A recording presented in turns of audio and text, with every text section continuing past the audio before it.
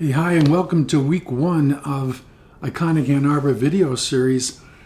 We're going to start with, I think for me, the obvious, and that's Hill Auditorium, because Hill Auditorium is not just University of Michigan, it is our community. And so all of us have experiences with Hill Auditorium. In fact, mine go pre-1966, but in 1966, when I graduated from Ann Arbor High School, there was only one at the time, our graduation ceremonies were at Hill Auditorium.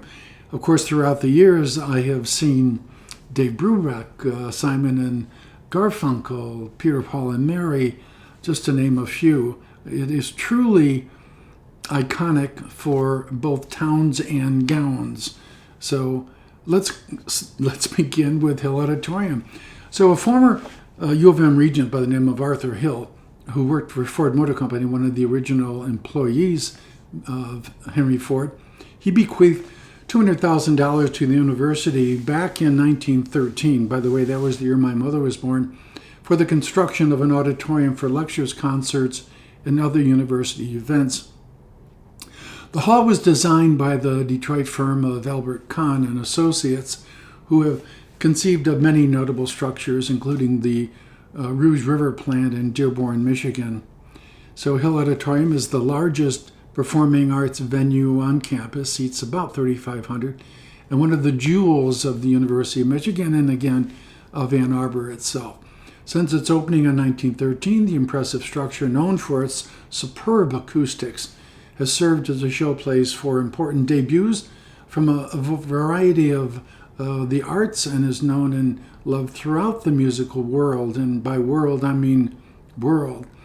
The auditorium's most famous association is with the best performing artists and leaders the world has to offer. Hill has hosted the likes of Martin Luther King, Yo-Yo Ma, Leonard Bernstein. I had the privilege of attending the last concert that Leonard Bernstein did in Ann Arbor. In fact, it was part of his farewell tour, where he said, "I love this town, I love these people, and I love this hall." And we were fortunate. We had center seats, probably 15 rows back, and you could see the tears coming down his face. Just a remarkable experience. The Grateful Dead, George Carlin, Elton John, Benny Goodman, Stevie Wonder, Robert Frost. I would have given anything to sit in that auditorium and listen to the poetry of Robert Frost, who was a visiting professor at the time here at the University of Michigan. John Lewis, Angela Davis, and the list goes on. There's so many memories that people have. So Arthur Hill was born in 1847 in St. Clair, Michigan. He grew up in Saginaw, studied civil engineering at Michigan, graduating in 1865. Made a career in lumber, buying land, harvesting lumber in the United States and Canada. He also owned ore-rich land in the UP that provided a steady stream of income. Obviously, he was a multimillionaire at the time of his death. As a regent, he deeded 80 acres of property west of Ann Arbor for research and teaching in the Department of Forestry. This is now the School of Environment and Sustainability. It's known as Saginaw Forest. Many of you know this place. It is one of my favorite places to go for hikes.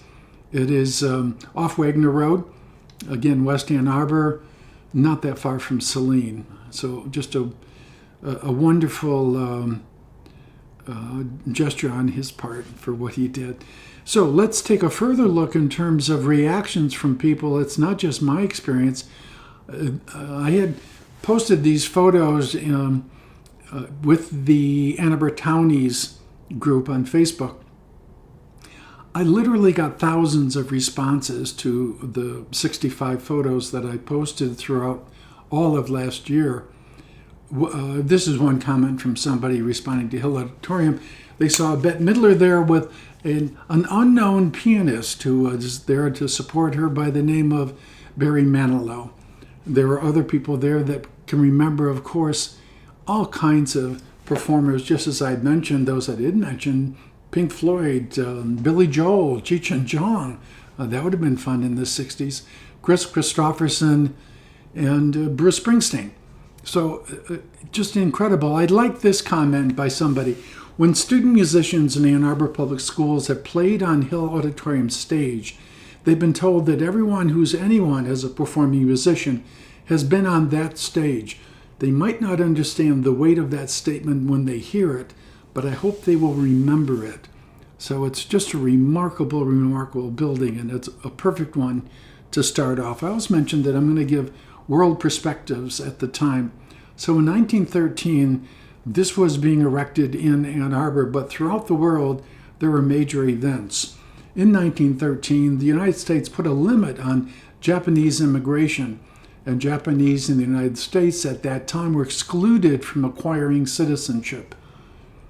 November 7th through the 11th of that year, the Great Lakes Storm of 1913 claims 19 ships and more than 250 lives.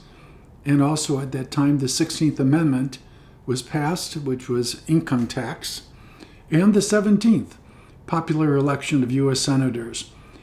Before that time, senators were selected by state legislatures to represent their states. So that's our opening. That's Hill Auditorium. Enjoy this. Again, I encourage you, if you're interested, to follow the link and purchase the book. But these are all complimentary, and I will, again, every week present a new location. So thank you and enjoy.